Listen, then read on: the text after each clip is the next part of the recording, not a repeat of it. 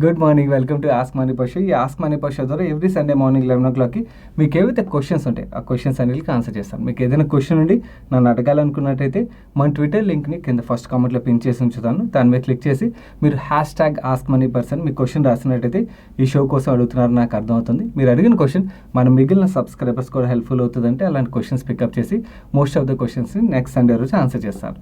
ఈరోజు మన ask money పషులో మన సబ్స్క్రైబర్స్ చాలా ఇంట్రెస్టింగ్ క్వశ్చన్స్ అడిగారు. ఒక్కొక్కటి క్విక్గా ఆన్సర్ చేస్తాను. Let's start today's Ask Money Show.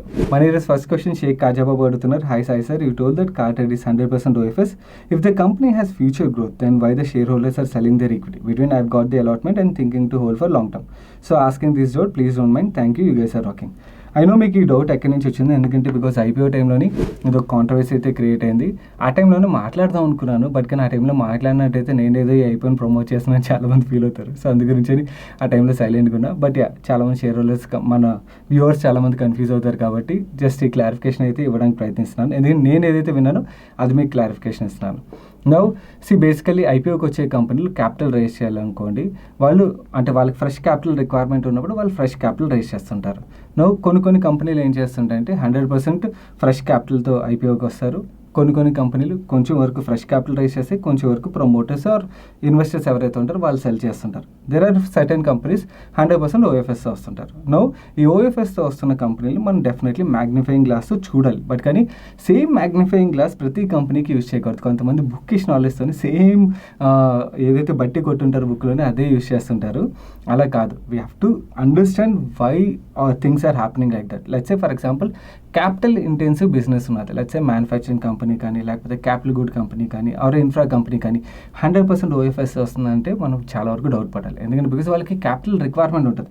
So వాళ్ళు బ్యాంక్ వెళ్ళి అప్పు తీసుకునే బదులు ఐపీఓకి వస్తున్నప్పుడు అప్పుడే క్యాపిటల్ రైజ్ చేయొచ్చు కదా, ఎందుకు ప్రమోటర్స్ 100% సేల్ చేస్తున్నారు ఐపీఓ ద్వారా అని చెప్పి మనం డౌట్ పడాలి. Whereas asset light business models అంటే టెక్నాలజీ కంపెనీస్ ఏవైతే ఉంటే వాళ్ళకి క్యాపిటల్ రిక్వైర్మెంట్ ఉండదు. అది కూడా ప్రాఫిటబుల్ టెక్నాలజీ కంపెనీస్ ఉన్నాయనుకోండి, వాళ్ళు అన్నెసరీ క్యాపిటల్ రైజ్ చేసినట్టయితే ఆ క్యాపిటల్ ఏదైతే రైజ్ చేస్తారో దానివల్ల వీళ్ళ రిటర్న్ రేషియోస్ మీద ఇంపాక్ట్ పడుతుంది. మీలో చాలామంది మన ఛానల్లో రన్ చేసిన ఎక్స్పర్ట్ల స్టాక్ సెలెక్షన్ నేర్చుకుని సిరీస్లోని రిటర్న్ రేషియోస్ వీడియోస్ చూసే ఉంటారు.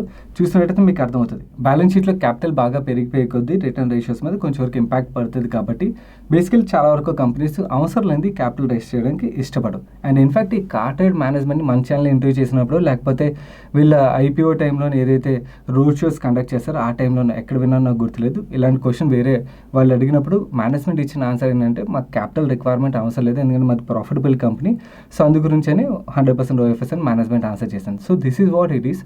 సో ఒకే మ్యాగ్నిఫైయింగ్ గ్లాస్ పెట్టుకుని ప్రతి కంపెనీని చూడలేం. ఇది asset light business model technology company కాబట్టి వాళ్ళు మేబీ క్యాపిటల్ రిక్వైర్మెంట్ లేదు కాబట్టి 100% ఓఎఫ్ఎస్ వచ్చి ఉంటారు. సో ఆ టైంలోని ఇది ఒక కాంట్రవర్సీ కింద అయితే మార్కెట్లో బాగా తిరిగింది ఒక చిన్న ఇమేజ్. బట్ కానీ we should not use same magnifying lens for every company అని గుర్తుంచుకోండి. మనం డౌట్ పడాలి, బట్ కానీ కొంచెం అర్థం చేసుకోవాలన్నమాట ఎందు గురించి 100% ఓఎఫ్ఎస్ అయి ఉంటుంది. కొంచెం డీటెయిల్గా మనం వర్క్ చేసినట్టయితే మనకు ఆ క్లారిటీ అనేది వస్తుంది. అవి ఈ కంపెనీ విషయంకి వచ్చినట్టయితే ఈ కంపెనీ గ్రో అవడానికి అయితే స్కోప్ ఉన్నదని నాకు అనిపిస్తుంది. ఎందుకంటే బికాస్ ఈ కంపెనీ కాదు, టెక్నాలజీ రిలేటెడ్ కంపెనీస్ ఏవైతే ఉంటే వాళ్ళు మన డే టు డే లైఫ్ని ఈజ్ చేస్తుంటాయి అన్నమాట. మన లైఫ్ని ఈజ్ చేసే ప్రతి కంపెనీ గ్రో అవుతుంది, ఎందుకంటే కన్జ్యూమర్ యాక్సెప్టెన్స్ ఉంటుంది. అండ్ అలాగే బేసికలీ వాళ్ళకి ఎక్కువ క్యాపిటల్ అవసరం లేదు అండ్ వాళ్ళ బిజినెస్ గ్రో చేయడానికి చాలా ర్యాపిడ్గా గ్రో చేయగలరు. అవునా? So that is what I can see. ఇదే కాదు వేరే అదర్ టెక్నాలజీ కంపెనీస్. ఈ కంపెనీ విషయంకి వచ్చినట్టయితే ఇది ప్రాఫిటబుల్ కంపెనీ కూడా. సో అందు గురించి I was positive on it. And in fact ఇప్పుడు ఏదైతే సెమీ కండక్టర్ షార్టేజ్, ఈ కార్ డెలివరీస్ ఇవన్నీ డిలే అవుతున్నాయో ఈ డిలేస్ వల్ల నా వ్యూ ఏంటంటే బేసికలీ 8 months నుంచి 1 year ఇలా డిలే అవుతున్నాయి అనుకోండి డెలివరీ, కార్ కొనేవాళ్ళు ఆగిపోరు కదా. సో కొందరు సెకండ్ హ్యాండ్ కార్స్ కొనవచ్చు. సెకండ్ హ్యాండ్ కార్స్ కొన్నట్టయితే ఇది కార్టెడ్గా కాదు, ఈ సెకండ్ హ్యాండ్ కార్స్ సేల్ చేసే టెక్నాలజీ ప్రొవైడ్ చేసే కంపెనీలు ఏవైతే అంటే వీళ్ళందరికీ కూడా గ్రోత్ బాగానే ఉండొచ్చు అని ఎక్స్పెక్ట్ చేస్తున్నాను. లెట్స్ సీ ఎలా జరుగుతుందో. బట్ ఓవరాల్గా అయితే నా వ్యూ పాయింట్ అయితే ఇది. నెక్స్ట్ క్వశ్చన్ రాజేష్ అడుగుతున్నారు. హాయ్ సాగర్, నా పోర్ట్ఫోలియోలో చాలా వరకు మిడ్ అండ్ స్మాల్ క్యాప్ స్టాక్సే ఉన్నాయి. సో ఇప్పుడు మార్కెట్తో పాటు నా స్టాక్స్ కూడా పడుతున్నాయి. నా వ్యూ ఏంటంటే నేను ఇప్పుడు వాటిని అమ్మేసి ఇంకొంచెం పడిన తర్వాత కొందాం అనుకున్నాను. Is it a good idea? అలా చేయలేరండి. ఎందుకంటే చెప్తాను చూడండి, మన హ్యూమన్ మైండ్ సెట్ ఏంటంటే అలా మనం అమ్మేసిన తర్వాత మనం ఆ స్టాకింగ్ గురించి పడింది అనుకోండి ఇంకా పడుతుందేమో అని వెయిట్ చేస్తూ ఉంటాం అన్నమాట. దీన్ని నేను ప్రాక్టికల్ కేస్ స్టడీనే నేను రీసెంట్గా చూసి చెప్తాను చూడండి. మార్చ్ 2020 అంటే కరోనా టైంలోని నా ఫ్రెండ్స్లో చాలామంది వాళ్ళ ఈక్విటీ పోర్ట్ఫోలియోస్ని అమ్మేసుకున్నారు. ఎందుకంటే ఇంకా పడితే కొందాం, పడుతుంది ఇంకా మార్కెట్ బాగా పడిపోద్ది, పడితే కొందాం అని నమ్మేశారు. దాని తర్వాత మార్కెట్ పడిన తర్వాత ఎప్పుడైతే పెరుగుతుందో వాళ్ళకి ఎప్పుడు నమ్మకం లేదు. ఈ పెరుగుతున్న మార్కెట్ ఇలా పెరగదు, పడుతుంది ఇంకా అని చెప్పి వెయిట్ చేస్తూనే ఉన్నారు. అలా వెయిట్ చేస్తూ 6, 7, 8 మంత్స్ వరకు వెయిట్ చేశారు. ఇంక లాస్ట్కి అరే ఇంక మార్కెట్ మన చేతిలోంచి వెళ్ళిపోతుందని చెప్పి ఫోమో, అప్పుడు ఫియర్ ఆఫ్ మిస్సింగ్ అవుట్ వస్తుంది అన్నమాట. సో ఆ ఫోమోతోనే అప్పుడు హైయర్ వాల్యుయేషన్స్లో కొనేశారు. సో మనం యాజ్ ఏ హ్యూమన్ అలా చేయలేం. ఎందుకంటే పడితే ఇంకా పడుతుందేమో అని వెయిట్ చేయడానికి ప్రయత్నిస్తాం. పెరుగుతున్నది అనుకోండి, అరే మనం ఈ ప్రైస్లో చూసాం కదా, ఫర్ ఎగ్జాంపుల్ 100 రూపీస్ స్టాక్ మీకు 70 రూపీస్లో చూసారనుకోండి, ఆ 70 నుంచి ఎప్పుడైతే 90 అవుతుందో, 90 అయినప్పుడు అరే 70లో చూసాం కదా, 90లో ఎందుకు కొంటాం, 70 వచ్చినప్పుడు కొందామని వెయిట్ చేస్తుంటాం. అది అవ్వదు. మంచి కంపెనీలు ఉన్నాయంటున్నారు కదా, మంచి కంపెనీలు ఉన్నాయన్నప్పుడు వరి అవ్వాల్సిన పని లేదు. ఆ పడిన ఒకటి రికవర్ అలాగే అవుతాయి. అండ్ ఇన్ఫ్యాక్ట్ మీకు చీప్గా దొరికినప్పుడు ఇంకొంచెం అక్యుములేట్ చేసుకోవడం, ఇంకా అది ఆపర్చునిటీ కింద భావించండి. ఇలా మనం టైం చేయడం అన్నది ఎవరి వల్ల కాదు, మీరు నేనే కాదు, ఎవరి వల్ల కూడా కాదు. నెక్స్ట్ క్వశ్చన్ శివకుమార్ అడుగుతున్నారు. Hi Sagar, thanks for all the guidance you are giving. If I have a bulk amount, is it advisable to pay back home loan or invest, or 50-50 invest చేయడం బెటర్? ఏది బెటర్? Good question. దీనికి నేను మిమ్మల్ని XL షీట్లోకి తీసుకెళ్తాను, అక్కడ మీకు క్లియర్గా explain చేయగలను. అక్కడ తీసుకెళ్ళి మీకు ఎక్స్ప్లెయిన్ చేస్తాను డీటెయిల్గా. సే ఫర్ ఎగ్జాంపుల్ మీరు 50 lakhs హోమ్ లోన్ తీసుకున్నారు అనుకుందాం. నేను ఇక్కడ ఎగ్జాంపుల్ మాత్రం చెప్తున్నాను. మీ లోన్ అమౌంట్ ఏదైతే ఉంటుందో ఆ అమౌంట్ ఎంటర్ చేయొచ్చు. అలాగే మీకు ఎక్సెల్ షీట్ని షేర్ చేస్తాను. సో ఇక్కడ ఎల్లో కలర్ సెల్స్ ఏవైతే ఉన్నాయో, ఈ ఎక్సెల్ ఏదైతే షేర్ చేస్తానో ఓన్లీ ఎల్లో కలర్ సెల్స్ని మాత్రమే యూజ్ చేయండి. సో దట్ మీకు ఈజీగా మీరు మీ క్యాలిక్యులేషన్ చేసుకోవచ్చు. లోన్ మీరు తీసుకున్న టెన్యూర్ 20 years తీసుకున్నారు అనుకుందాం. 20 years అంటే 20 years into 12 months మనం 240 months ఈఎంఐ పే చేయాలి కదా. మీరు హోమ్ లోన్ తీసుకున్న ఇంట్రెస్ట్ రేట్ 7% అనుకుందాం. 7% ఇన్పుట్ చేశాను. ఇప్పుడు మీరు పే చేయాల్సిన ఈఎంఐ అంతా 38,764 రూపీస్ ఫర్ 240 months పే చేయాల్సి ఉంటుంది. అంటే మీరు టోటల్ లోన్ పే చేసేసరికి మీరు పే చేసే అమౌంట్ 93,03,587 రూపీస్ అవుతుంది.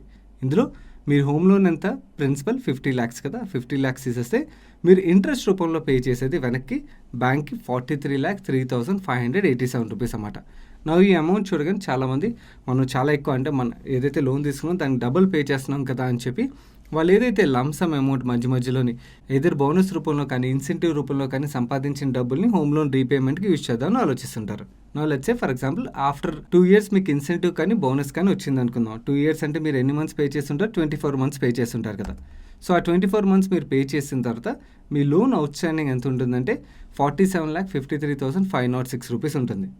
మీకు వచ్చిన ఇన్సెంటివ్ ఒక 2 lakh రూపీస్ అనుకుందాం. ఇక్కడ నేను 2 lakh రూపీస్ ఇన్పుట్ చేస్తున్నాను. సో మీరు ఈ 2 lakh రూపీస్తో హోమ్ లోన్ ప్రీపేమెంట్ చేశారనుకుందాం. ప్రీపేమెంట్ చేసిన తర్వాత మీ టోటల్ లోన్ అవుట్ స్టాండింగ్ తగ్గాలి కదా. 47,53,000 రూపీస్ నుంచి అది 2 lakhs రెడ్యూస్ చేసేస్తే 45,53,000 రూపీస్కి తగ్గుతుంది.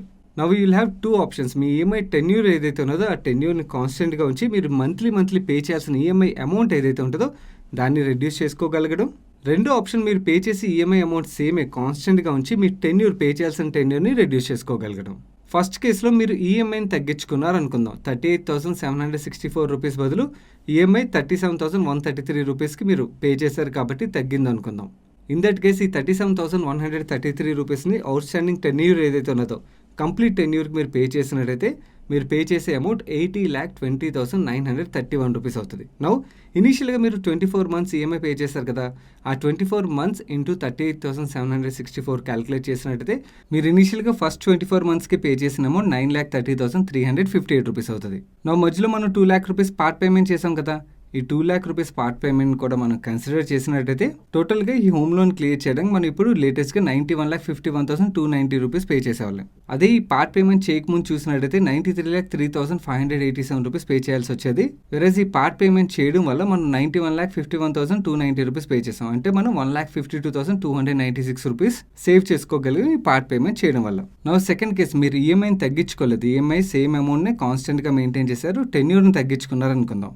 ఇన్ దట్ కేస్ మీరు అక్కడి నుంచి పే చేసే అమౌంట్ 77,03,481 రూపీస్ అవుతుంది. దీనికి మనం ఫస్ట్ 24 monthsలో పే చేసిన అమౌంట్ 9,30,358 రూపీస్ని అండ్ అలాగే పార్ట్ పేమెంట్ చేసిన అమౌంట్ 2 lakh రూపీస్ని యాడ్ చేసినట్టయితే మనం ఓవరాల్గా ఈ హోమ్ లోన్ క్లియర్ చేయడానికి పే చేసిన అమౌంట్ 88,33,840 రూపీస్ అవుతుంది. ఇన్ దట్ కేస్ మనం ఈ పార్ట్ పేమెంట్ చేయడం వల్ల 4,69,747 రూపీస్ సేవ్ చేసుకోగలుగుతున్నాం. ఇక్కడ చాలా మందికి ఉండే డౌట్ ఏంటంటే, నేను ఈ 2 lakh రూపీస్ ఏదైతే నాకు అడిషనల్గా మధ్యలో వచ్చిందో దాని హోమ్ లోన్కి ప్రీపే చేయాలా లేకపోతే ఎక్కడైనా ఇన్వెస్ట్ చేసుకుంటే బెటరా? ఆ కేసును కూడా మనం డిస్కస్ చేద్దాం. ఒరిజినల్ హోమ్ లోన్ టెన్యూర్ అంతా 20 years కదా. నౌ మీ దగ్గర ఎడిషనల్గా డబ్బులు ఎప్పుడు వచ్చాయి? 24 months తర్వాత, అంటే 2 years తర్వాత. నౌ మన దగ్గర ఎంత టెన్యూర్ ఉన్నది ఆ డబ్బులు ఇన్వెస్ట్ చేయడానికి? 18 years టెన్యూర్ ఉన్నది. నౌ ఇక్కడ 2 lakh rupees వచ్చింది కదా ఆటోమేటిక్గా, అండ్ అలాగే 18 years ఆటోమేటిక్గా వచ్చేసింది. మీరు ఇక్కడ చేయాల్సిన పని ఏంటంటే మీరు ఈ డబ్బుల్ని ఎక్కడ ఇన్వెస్ట్ చేస్తున్నారో అండ్ ఆ ప్రోడక్ట్ అప్రాక్సిమేట్లీ ఎంత రిటర్న్ జనరేట్ చేయగలదో మీరు ఆ పర్సంటేజ్ని ఇక్కడ ఇన్పుట్ చేస్తే సరిపోతుంది. లెట్స్ సే ఫర్ ఎగ్జాంపుల్ మీరు ఈక్విటీస్ లైక్ మ్యూచువల్ ఫండ్స్ కానీ లేకపోతే స్టాక్స్లో కానీ ఇన్వెస్ట్ చేస్తున్నారు అనుకుందాం. ఇన్ దట్ కేస్ మనం అప్రాక్సిమేట్లీ 10 to 12% అయితే రిటర్న్ జనరేట్ చేయగలం కదా. నేను 10% అప్రాక్సిమేట్లీ తీసుకుంటాను. ఇన్ దట్ కేస్ మనం ఈ 2 lakh rupeesని ఇన్వెస్ట్ చేసినట్టయితే మనకు వచ్చే డబ్బులు 11,11,983 rupees. అంటే మనం హోమ్ లోన్ ప్రీపే చేస్తే మన దగ్గర మిగిలే డబ్బులు 4,69,747 rupees అయితే ఇన్వెస్ట్ చేస్తే మనకు వచ్చే డబ్బులు 11,11,983 rupees. కాబట్టి ఇన్వెస్ట్ చేస్తేనే మనం ఎక్కువ డబ్బులు సంపాదించగలం. బట్ కానీ లెట్స్ సే ఫర్ ఎగ్జాంపుల్ మీరు ఈక్విటీస్లో కాకుండా మీరు ఈ డబ్బులు తీసుకెళ్ళి ఎఫ్డీలో ఇన్వెస్ట్ చేస్తున్నారు అనుకుందాం. ఎఫ్డీలో ఇంట్రెస్ట్ రేట్ ఎంత? యావరేజ్గా 5 to 6% కదా. సో నెక్స్ట్ 18 years కాబట్టి నేను లోవర్ సైడ్లో తీసుకున్నాను. లెట్స్ సే ఫర్ ఎగ్జాంపుల్ 5% తీసుకుందాం. 5% తీసుకున్నట్టయితే మనకి ఎండ్ ఆఫ్ 18 years వచ్చే డబ్బులు 4,81,323 rupees. నౌ ఇందులోంచి మనం ట్యాక్స్ పే చేయాలి కదా. ఆ ట్యాక్స్ కాంపోనెంట్ రెడ్యూస్ చేసాం అనుకోండి, యాక్చువల్లీ మనకి హోమ్ లోన్ ద్వారా మనం ఎక్కువ డబ్బులు సేవ్ చేసుకోగలం. అండ్ ఇన్ఫ్యాక్ట్ మనకి పీస్ కూడా ఇస్తుంది హోమ్ లోన్ తొందరగా క్లియర్ అయిపోయిందంటే. సో ఇక్కడ ఉండే క్రక్స్ ఏంటంటే మీ హోమ్ లోన్ ఇంట్రెస్ట్ రేట్ ఏదైతే ఉన్నదో దానికన్నా ఎక్కువ రిటర్న్ జనరేట్ చేయగలిగే ప్రోడక్ట్లో మీరు ఇన్వెస్ట్ చేయగలుగుతున్నట్టయితే ఇన్వెస్ట్ చేయడం వుడ్ బి బెటర్. అదే అలా కాకుండా దీనికన్నా తక్కువ ఇంట్రెస్ట్ రేట్ జనరేట్ చేసే ప్రోడక్ట్లో మీరు ఇన్వెస్ట్ చేస్తున్నట్టయితే హోమ్ లోన్ని క్లియర్ చేసుకోవడం వుడ్ బి బెటర్. నేను ఈ అడ్వాన్స్ ఎక్సెల్ షీట్ని మీకు మన టెలిగ్రామ్ ఛానల్ వీడియో అప్లోడ్ చేయకముందే షేర్ చేసేస్తాను. మీరు అక్కడ నుంచి డౌన్లోడ్ చేసుకోవచ్చు. ఒకవేళ మీరు మన టెలిగ్రామ్ ఛానల్లో లేనట్టయితే టెలిగ్రామ్ యాప్ ఇన్స్టాల్ చేసుకుని మనీ పర్సన్ సెర్చ్ చేస్తున్నట్టయితే మీకు 2,52,000 పైన సబ్స్క్రైబర్స్ ఒక ఛానల్ కనబడుతుంది. అది మన official money purse Telegram channel. మీరు ఆ ఛానల్లో జాయిన్ అయ్యి ఈ ఎక్సెల్ షీట్ని డౌన్లోడ్ చేసుకోవడంతో పాటు వేరియస్ అదర్ మార్కెట్ అప్డేట్స్ని కూడా క్విక్గా ఫాలో అవడానికి మీకు హెల్ప్ఫుల్ అవుతుంది. ఒకవేళ మీరు ఈ వీడియోని నేను అప్లోడ్ చేసిన 1 week తర్వాత లేకపోతే 5-6 months తర్వాత చూస్తున్నారనుకోండి, ఇన్ దట్ కేస్ మీరు ఫైల్ సెక్షన్లోకి వెళ్ళి హోమ్ లోన్ ప్రీపేమెంట్ షీట్ అని చెప్పి సెర్చ్ చేశారనుకోండి, మీరు ఈజీగా ఈ ఎక్సెల్ షీట్ని సెర్చ్ చేసి డౌన్లోడ్ చేసుకోవచ్చు. నెక్స్ట్ క్వశ్చన్ అవినాష్ అడుగుతున్నారు, IRCTC what is a good time to enter, before or after split? Also lately I see government is inviting private players to run trains. Is that a bad signal? I mean, will its monopoly status end? Okay. See, there are 2 questions. First thing, before split after split అంటే అది ఎవరూ చెప్పలేం ఏది best ఏమన్నది. So మీరు ఒకవేళ దీని మీద పాజిటివ్ ఉండి ఇన్వెస్ట్ చేయాలనుకున్నట్టయితే మల్టిపుల్ ట్రంచెస్లో ఇన్వెస్ట్ చేయడం బెటర్. 4-5 ట్రంచెస్ కింద డివైడ్ చేయండి. మీ దగ్గర 100 rupees ఉన్నట్టయితే 5 ట్రంచెస్ కింద డివైడ్ చేయండి.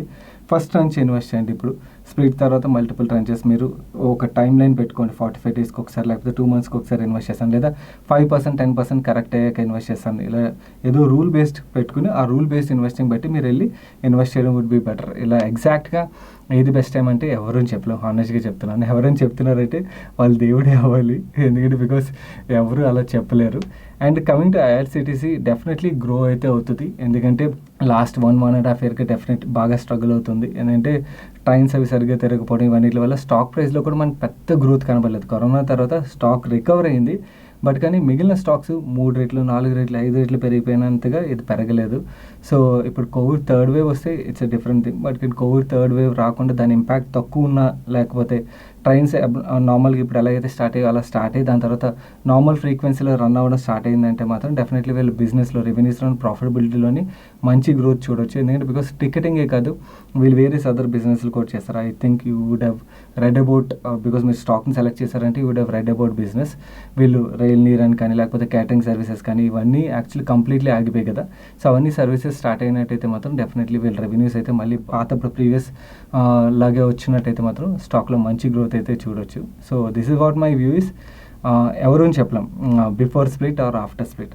కమింగ్ టు ప్రైవేటైజేషన్ విషయంకి వచ్చినట్టయితే still there is lot of scope to grow IRCTCకి. So it is too early. అంటే ఇంక ప్రైవేటైజేషన్ స్టార్ట్ అవ్వడం, వీళ్ళకి థ్రెట్ కింద అవ్వడం, ఇవన్నీ it is very early to take that call. So let's see how things will move. దాని తర్వాత డెసిషన్ తీసుకోవడం వుడ్ బి బెటర్. ఇప్పటికైతే ఇంకా వీళ్ళు గ్రో అవడానికి అయితే చాలా స్కోప్ ఉన్నదని నా ఒపీనియన్. ఈరోజు సండే ఫండే విషయంకి వచ్చినట్టయితే నేను మీకు ఒక బుక్ సజెస్ట్ చేయబోతున్నాను. ఎందుకంటే ఈ బుక్ కరెంట్ మార్కెట్ కండిషన్లో మన మీద చాలా మంచి రోల్ అయితే ప్లే చేస్తుంది definitely. Psychology of money, Morgan Housel రాసిన బుక్. ఎంతమంది చదివారో నాకు తెలియదు. చదవని వాళ్ళు తప్పకుండా చదవడానికి ప్రయత్నించండి. ఇంగ్లీష్ వెర్షన్ అండ్ ఎవరికైతే తెలుగులో చదవాలనుకున్నారో తెలుగు వెర్షన్ కూడా అవైలబుల్ ఉన్నది.